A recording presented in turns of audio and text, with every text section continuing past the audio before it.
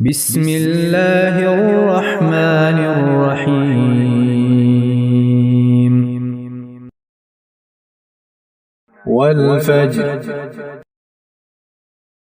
وليال عشر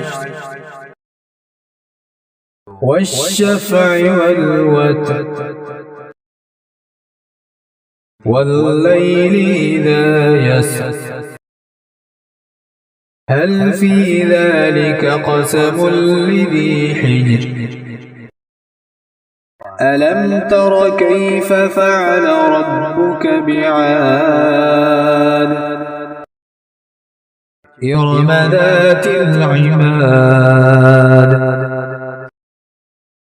التي لم يخلق مثلها في البلاد وثمود الذين جابوا الصخر بالواد وفرعون ذي الأوتاد الذين طغوا في البلاد فأكثروا فيها الفساد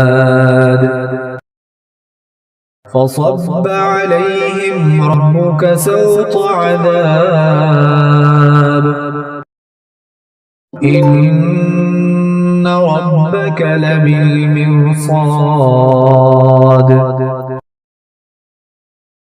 فأما الإنسان إذا ما ابتلاه ربه فأكرمه ونعمه فيقول ربي أكرمن وأما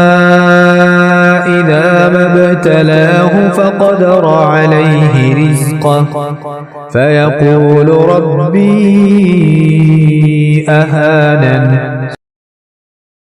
كلا بل لا تكرمون اليتيم ولا تحاضون على طعام المسكين وتأكلون التراث أكلا لما وتحبون المال حبا جما كلا إذا دكت الأرض دكا دكا وجاء ربك والملك صفا صفا وجيء يومئذ بجهنم يومئذ يتذكر الإنسان وأنى له الذكرى يقول يا ليتني قدمت لحياتي فيومئذ لا يعذب عذابه أحد ولا يوثق وثاقه أحد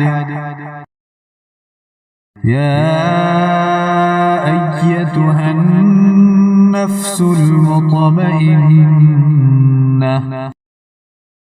ارجعي إلى ربك راضية مرضية فادخلي في عبادي وادخلي جنتي